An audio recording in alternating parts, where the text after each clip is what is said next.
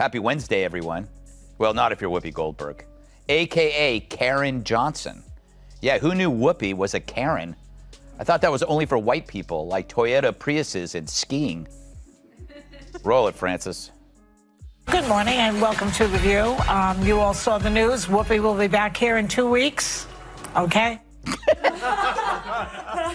It's so cute when one of their side gets punished. They sulk like they ran out of raw cookie dough in the green room. Whoopi Goldberg's latest meltdown had all the drama of a Lifetime movie. Cue the sad piano music and awkward eye contact because this train wreck had more twists than a soap opera season finale. And guess what? The trigger for this emotional roller coaster? None other than Greg Gutfeld, who delivered a roast so savage it sent Whoopi's ego into hiding faster than her punchlines at the Oscars. If you thought daytime TV was full of sugar and spice, think again. This wasn't just a debate, it was a full-blown demolition job on Whoopi's self-proclaimed moral high ground. Greg, he wasn't just throwing shade, he brought the whole storm, and it hit Whoopi harder than a plot twist in a soap opera. Yeah, ABC suspended Whoopi for 2 weeks because she said the Holocaust had nothing to do with race. She said this on a show called The View, which makes everything about race. Except now. The Holocaust isn't about race. No, it's not about race. Ethnicity. It's about a different race. But it's not about race. It's not about race. What is it about? Because it's about man's inhumanity to man. Yeah, that's heroically stupid. Even for The View. Whoopi Goldberg just had the kind of meltdown that makes toddlers look emotionally mature. One moment, she was perched on her faux leather armchair pulpit on The View, delivering yet another lecture about her unshakable wisdom, and the next, she was unraveling faster than a knockoff sweater in a washing machine. The cause of this public combustion? None other than Greg Gutfeld. Yes, the sarcastic goblin of Fox News who weaponizes humor like a flamethrower in a paper factory. He didn't just take a jab at her, he served a roast so brutal it could have been a comedy special. Whoopi's confidence, gone. Her composure crumbled like cheap cardboard in a rainstorm. It was as if she forgot the cameras were rolling, because in that moment, she went from Queen of the View to just another talk show host who bit off more than she could chew. And let's be clear, this wasn't just an argument. This was the verbal equivalent of Gutfeld walking in, turning the lights on, and then dropping a truth bomb that Whoopi couldn't handle. She could barely hold herself together, grasping for any shred of dignity like someone clinging to their last lifeline in a sinking ship. Spoiler alert, it didn't work. Yesterday on The View, otherwise known as Hell's DMV, Whoopi Goldberg asked how much different are the values of the Trump administration from the Taliban. We have a leader who has repeatedly demeaned women, wants to defund organizations that benefit women, calling on the media to shut up, specifically wants to give preferential treatment based on religion. Now, imagine her horror when Greg Gutfeld, armed with his usual smug grin and a cannon full of satire, decided he'd had enough. He clapped back so hard it echoed across network boundaries. And Whoopi? Well, she responded with the emotional stability of a wet napkin. There were theatrics, dramatic sighs, and that classic look of disbelief as if someone had just dared to mock the oracle of daytime drama. Whoopi, sweetie, the oracle you're channeling might want to rethink their life choices. Gutfeld didn't just disagree with her, he dismantled her whole narrative like a pro with a toolkit of cold, hard facts wrapped in humor that hit harder than any debate she's ever had on The View. Whoopi, meanwhile, looked like a deer caught in headlights, struggling to keep her composure while her ego slowly deflated in real time. The face she made, priceless. It was as if she couldn't fathom that someone wasn't just nodding along to her moral lectures, but was actually calling her out. That's when the cracks in the armor started showing, and the once unshakable host suddenly seemed like the one who needed a lesson in humility. Wow. Talk about groundbreaking to actually hear a celebrity say something mean about the Taliban. How dare they compare them to Trump? The Taliban should sue. Guess they ran out of Hitler analogies. So as they bash the president, I'm reminded how entertainers rarely express any rage over any strand of misogynist Islamism. If they did, we might take their rage toward Trump seriously. A reminder, the Taliban throw acid in girls' faces for going to school. Yeah, I guess that's like defunding Planned Parenthood. Radical Islam is all for killing gays, and I guess that's the same as making some rude jokes. Note, Trump's past rudeness is a product of a rude culture, one fed and fattened by a coarse entertainment industry. Let's be clear, this wasn't just any roast. Gutfeld didn't just humiliate her, he surgically dismantled her talking points with more finesse than a chef deboning a fish. While Whoopi waxed poetic about whatever cause of the week was trending in her echo chamber, Gutfeld exposed the Swiss cheese logic behind her rants. And instead of engaging in a rational rebuttal, Whoopi did what she does best: flail. This is a woman who's turned emotional grandstanding into a sport. Her go-to move? Victimhood. Every time someone dares challenge her, she reaches for the invisible oppression card tucked neatly in her sleeve, like a magician pulling out a dove that screams, "How dare you!" The breakdown wasn't a moment of vulnerability, it was performance. Art in its purest form. But let's rewind for a sec. The View has become a petri dish of ideological conformity, a place where intellectual diversity goes to die a slow, overly caffeinated death. The hosts pretend to debate, but mostly nod like bobbleheads trying not to chip their veneers. Every episode is like watching 5 people compete to say the most obvious thing with the greatest amount of smugness. And Whoopi, she's the undisputed queen of the smug parade. She delivers half-baked hot takes with the conviction of someone who once skimmed a headline 2 weeks ago and now considers herself a scholar. It's like watching a kid who just learned about a topic in the school library and then shows up at the dinner table as if they're ready to deliver a TED Talk. Canada, apparently they're throwing tariffs on manatee meat and bovine semen, which means the View is very unhappy. Oh. Sausage maker Johnsonville is recalling more than 42,000 pounds of pork sausage for possible contamination with plastic fibers. Fortunately, authorities were able to track all 42,000 pounds to a single location in New York City. The moment someone dares to interrupt, the groupthink is shouted down, gaslighted, or, if it's a guest, politely escorted into obscurity. It's less of a talk show and more like a live-action reenactment of a Twitter mob. So when Gutfeld entered the chat, metaphorically speaking, he wasn't just tossing shade, he was tossing truth grenades into a house made entirely of feelings. He pointed out what everyone watching already suspected, that the self-righteousness on The View is so thick, it's practically a 6th co-host. And Whoopi, caught mid-monologue, suddenly looked like someone who'd accidentally walked into a logic seminar. Her reaction, pure gold. First came the stare, the kind that says, "How dare you question me, peasant?" Then came the sigh, the kind that's less about exhaustion and more about pretending she's carrying the weight of the world between her designer brooch and her misplaced sense of moral superiority. And finally, the breakdown, a flurry of pseudo-intellectual ramblings, vague historical references, and what could only be described as emotional interpretive dance. You could practically hear the producer scrambling for the commercial break button, because nothing screams primetime meltdown like a host trying to cry without smudging her eyeliner while shouting about issues she barely understands. Their brains are small. But who's the dumbest one of all? True, none of them are in Mensa, but who's the most densa? Perhaps it's Sonny who mastered the art of making idiots look smart. Now, The View could ask a mirror who's the dumbest one of all, but there's no way that glass doesn't shatter.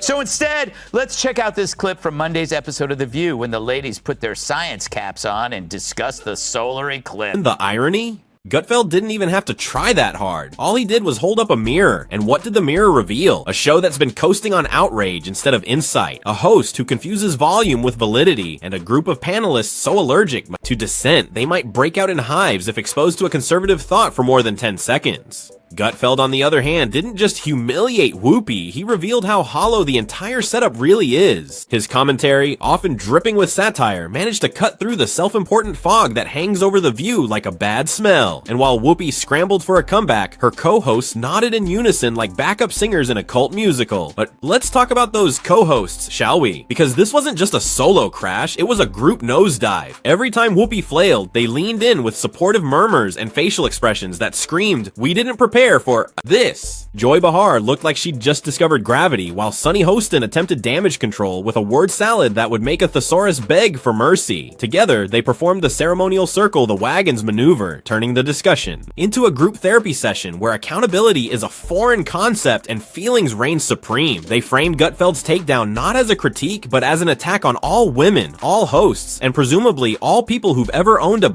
coffee mug with an inspirational quote. Ran down the hallway. The rapture is here. The rapture's here, and then also I learned that the cicadas are coming. Cicadas. Although I love for the first time in like No, 100 years, no. for the first time in many, many years. No, every 17 years this happens. Well, that's not what I read, but maybe you know, you know better. All those things together would maybe lead one to believe that, you know, either climate change exists That's more or the something point. is really going on. returning. Earthquakes are not at the mercy of climate change. It's underground. It can't. I don't think It happens, and the eclipse, they've known about the eclipse coming because eclipses happen, and they actually can say when these things are going to happen.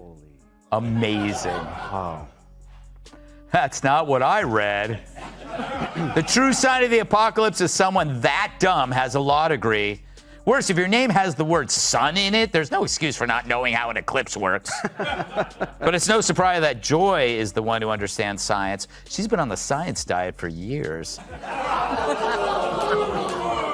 But here's the twist. Nobody outside that studio was buying it. The internet lit up like a Christmas tree run by a Red Bull addicted elf. Memes, reaction videos, sarcastic TikToks. It was open season. Whoopis Meltdown was instantly dissected, remixed, and played in slow motion with dramatic violins. And what made it even more embarrassing? The fact that this wasn't a one-time thing. This was just the latest in a long line of Whoopi moments. Those glorious instances when her arrogance collides head first with actual pushback. Each time it happens, she acts as if it's the first time someone's disagreed with her since '93 or 3. It's almost impressive, really, to be so persistently wrong while remaining so confidently loud about it. The View has mastered the art of being proudly uninformed. It's like watching a book club where no one reads the book, but everyone has an opinion about the cover. And poor Gutfeld? He didn't even insult her personally. He challenged her ideas. But in the magical kingdom of Whoopi, challenging her opinions is tantamount to blasphemy. Because why bother engaging in thoughtful debate when you can collapse into a heap of melodrama and claim the moral high ground?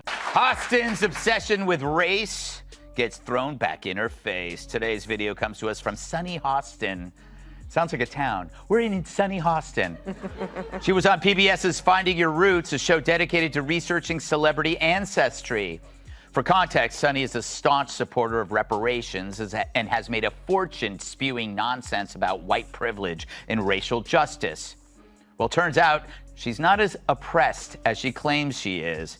She's actually the descendant of slave owners from Europe. Meanwhile, Gutfeld walked away from the encounter like someone who just won an argument with a GPS system. He didn't gloat, he didn't double down, he just shrugged, cracked another joke, and went back to whatever vampire lair he sleeps in when he's not dismantling televised hypocrisy. And honestly, that's what made the humiliation sting even more. Whoopi brought emotional fireworks to a logic fight, and she lost badly. While she tried to rewrite reality with facial expressions and emotional appeals, Gutfeld stayed grounded in the most terrifying weapon of all, common sense. By the end of the segment, Whoopi was a shell of her former smugness. Her confidence had vanished, replaced with a haunted look that suggested she might actually have to rethink something. Tragic, really. But don't worry, by the next episode, she was back in full form. Any hint of introspection had been replaced by righteous indignation and a carefully curated rant about how people who disagree with her are morally bankrupt. Because that's how The View survives. Not by learning, not by growing, but by circling the same emotional drain and calling it discourse. So what's the moral of this melodrama? That even the most self-important voices can't withstand the slightest breeze of actual critique. Whoopi claims Biden's loose bowels should make voters throw in the towels. Goldberg's rational so weak she doesn't care if Biden can't speak. Yes, it's a magical land where little Debbies make big bellies and brain cells go to die. This week on The View, Whoopi doubled down on her support of Joe Biden's re-election. No surprise. But it was her peculiar poo-powered prose that piqued my potty predilection. Roll it. I don't care if he's pooped his pants.